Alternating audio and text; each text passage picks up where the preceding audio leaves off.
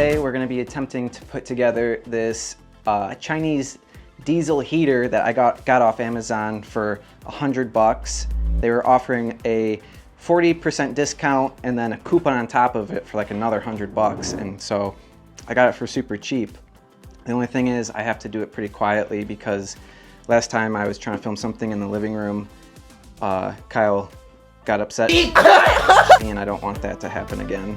So out of the box you get a lot of pieces and parts. A lot of these came inside of the diesel heater. It opens up and you can pack a lot of these extra accessories away inside of this, which is the way it's delivered to you. One thing to be cautious of with this thing is the directions are pretty much non-existent. It's like 2 pieces of paper that tells you it's a diesel heater, so that's not super helpful. It's going to turn into a little bit of a puzzle game trying to figure out which pieces go together. If you're mechanically inclined at all, it shouldn't be too hard. I think the hardest part is going to be trying to get your diesel fuel hosing connected properly and holes drilled into your diesel tank and not messing that up and spilling diesel everywhere. So on the front here you have your heat blower. I guess this is where all the hot air is going to come out, and then you have your exhaust here. So we're going to try to put the exhaust on first. The exhaust comes to you in a whole bunch of different pieces, so you, again, puzzle piece, have to put it all together, and hopefully you're doing it right. Just as a warning, don't try to run it in your house because you don't want to die. All right, so now we're gonna attempt to put the exhaust onto the diesel heater.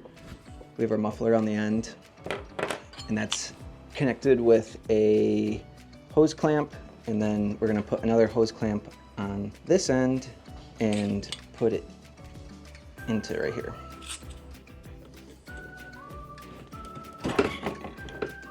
So it's a relatively tight fit to get it in there, but it definitely fits, so don't feel discouraged when you feel like you're forcing it in. And then now all we have to do is tighten this clamp down. First mistake made. It's all connected here, comes straight out, but it's supposed to be bent into an upright position like that, but doesn't really want to stay there. So they give you these pieces that will hold that hose. You screw it into the side of the unit right here. It sits on there like that, and then the exhaust feeds through that hole and it stays upright. I put it all together and didn't feed it through there first, so you have to take this hose clamp off, feed it down through, and then reconnect it. All right, so the order of events to get this on here, you'll want to use these silver screws that are meant to thread into plastic. You'll understand my confusion with the screws if you ever do this yourself, because there's a million screws and there's no directions to tell you where the screws go. After you have this piece on, you'll want to use the hose clamp and clamp the hose onto the unit and then run it up through here. Had I put bent a 90 degree into the hose beforehand, it probably would have been a lot easier, so I'd probably recommend doing that. Put your hose clamp on and then put your muffler on and cinch that down. Next is our hot air outtake pipe, and I'm going to stick our hose clamp on, put it on there,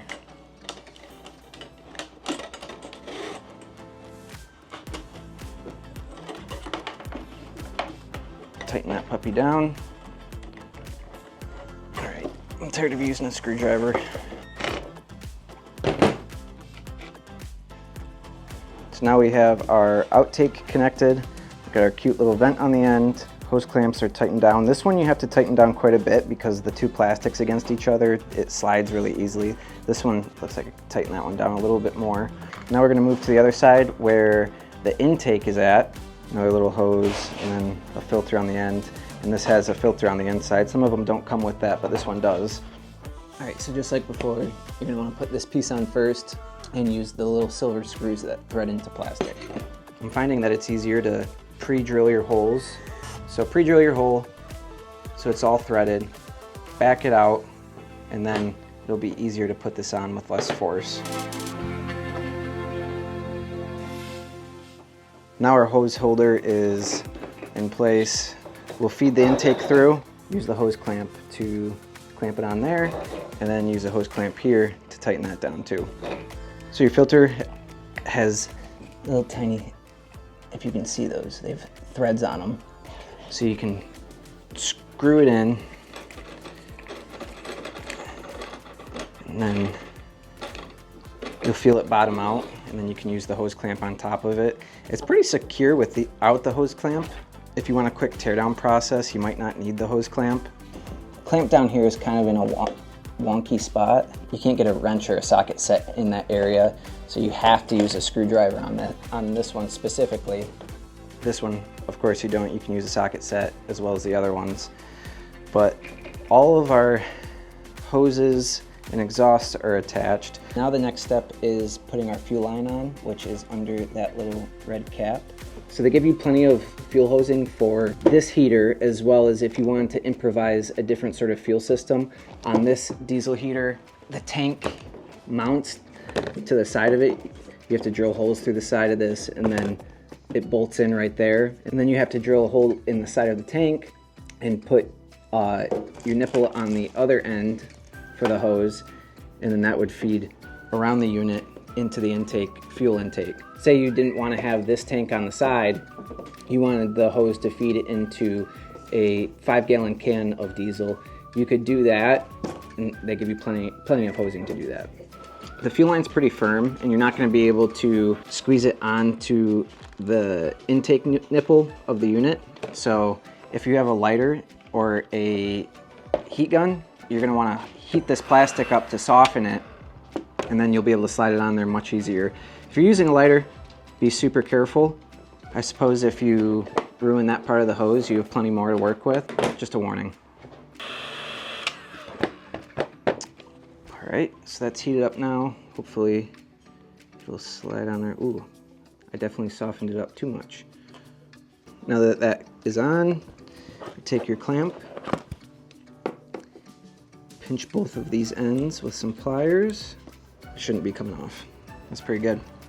Now for what I feel like is the sketchiest part.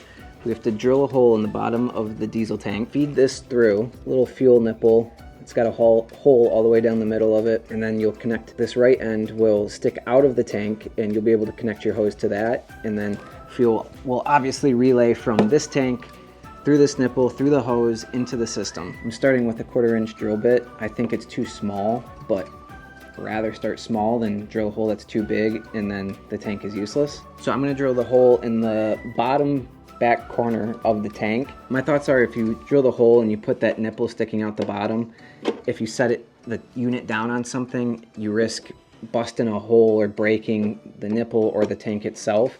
So if you set it so it's coming out at an angle and it's hidden in the back corner closest to the unit, it's well protected and you don't risk as much with it. We're gonna go for it and see if this works. You wanna do your best to make sure none of these little plastic pieces from drilling the hole out make it into this tank. And if they do, be really sure they're out. Otherwise, you risk clogging up your system. All right, so I can already tell that the hole's too small.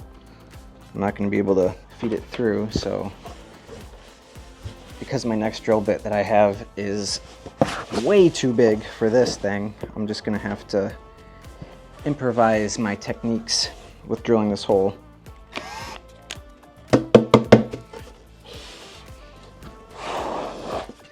Let's test it again. Not quite there, but we're closer.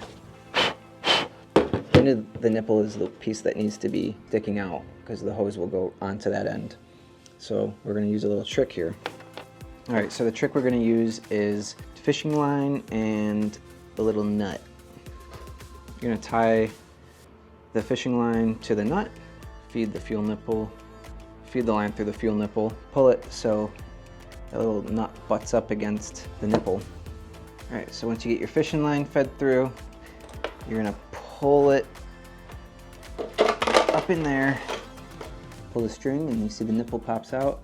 Keep pulling, hopefully this string doesn't break. All right, force it through, and then you let go of your string.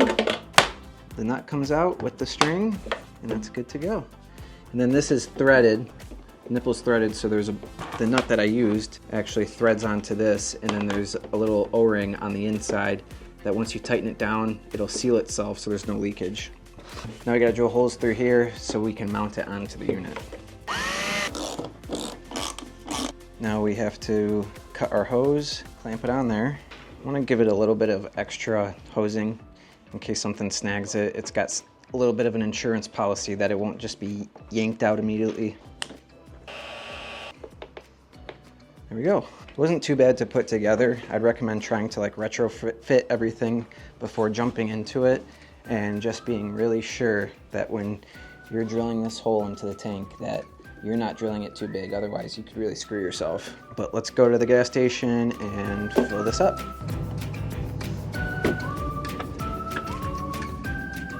Trying to be super careful not to spill this crap everywhere. Oh, I almost overflowed. All right, obviously you don't want to run this inside, so we're gonna do it here on the tailgate. I'm gonna go get that battery that I hope is not crap. Crappy battery. Here's your power cord. We're gonna stick them on here. Obviously black to negative, red to positive.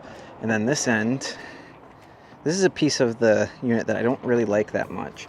So it plugs in right here, but as you can see, it sticks down. So it's really getting a lot of pry and pressure on the edge here, and I don't really like that much. So I might try to see if I can flip it around, because if this power cord sat in here like that, I feel like that'd be a lot better. So then I could secure it so it sits straight up and down rather than always being like this, and then when you set it on the ground, a rock's in the way and it bends it and can wear those wires out over time. The unit has a power button. Once I press that power button, it should turn on. Press power. It says start heating. It should start pumping this diesel through here shortly. Starting to pump that diesel through.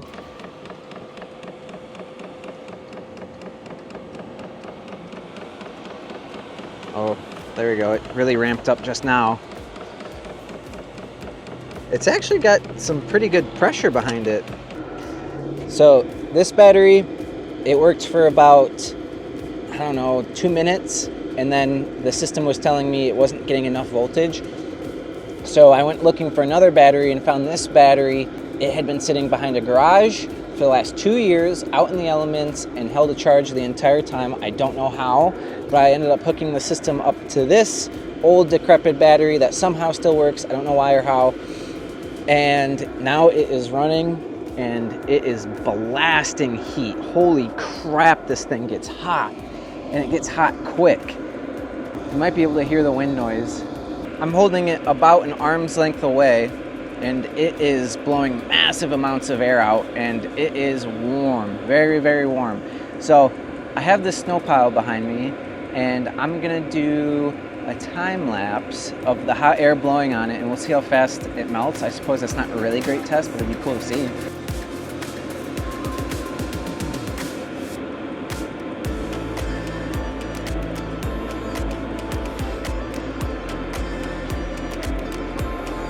Another thing I want to do is I want to get a better hose than this weird flaccid thing. The muffler and exhaust is right next to the hot air outtake, and if you were trying to run this into, say, a shanty like we're trying to do, I'm concerned that if the shanty ended up touching this, it would melt a hole. So you're definitely going to want to find a better hose than this. I'm sure that's probably something I can find at Home Depot. The other thing is it's been running at max capacity for about 15 minutes now, and it hasn't even scratched the surface of the fuel that was in there. So I don't think fuel's going to be a big deal. And you wouldn't run this thing at max capacity. It is way too hot to run this vent into an enclosed area and keep it on max heat for any extended period of time, because it is really, really, really warm. So I was trying to think of other real-world applications for this thing, and since we have a TV show on the History Channel, a lot of times we end up in scenarios that are relatively uncomfortable, and I get cold super easily. Well, say we went duck hunting or goose hunting, and it was super, super cold out. Well, now I have a way to stay warm. Run the heater into the layout blind. I'm gonna hop in it. It's been heating up for a second now. I'm gonna hop in and see. Oh my gosh, heat's billowing out.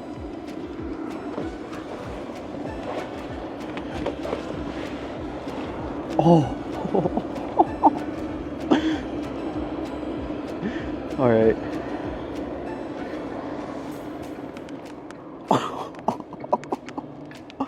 Oh, it's warm as crap. Oh, this is amazing. Oh, that's the best. You wouldn't even need to wear a jacket. That is so... Oh, that's amazing. Okay. Look, see, there's the vent coming in right there. This is insane. I'm the smartest man alive. This is the coolest thing I've ever done. I could sleep here right now. I could spend the whole night out here with that thing on. It is so warm. So here's another, as I lay here in the warm, I'm gonna show you guys a feature of this thing that's pretty cool. Say you are using it like this and you don't wanna get out of your layout blind and you're like, dang, I need it to be warmer, I need it to be colder. Well, they have an app where you can change all your settings. You can turn the heater on, you can turn it off, you can change the temperature, and I think this is really amazing. I'm super, super stoked about having this. The one thing you would have to do is find a way to camouflage that stuff, but I think that's a problem worth overcoming because it means you get to lay in 80-degree heat while waterfowl hunting. This is so freaking awesome. Yo. You should come try it. All right. It's pretty awesome. Okay. It's pretty dope. There you go. Get the vent in. Dude. Isn't that nice? So overall, I think I'm really happy with this thing. I would recommend getting one, especially if you can find a deal on it. So far, so good. I guess if anything else happens, like it's worth someone knowing, as far as negatives or cons, I'll update you. I'm happy to answer any questions in the comments about it, but I'm super stoked. Also, on top of it just being cool to have for scenarios like this, I think it's worth having just in the event of emergency situation.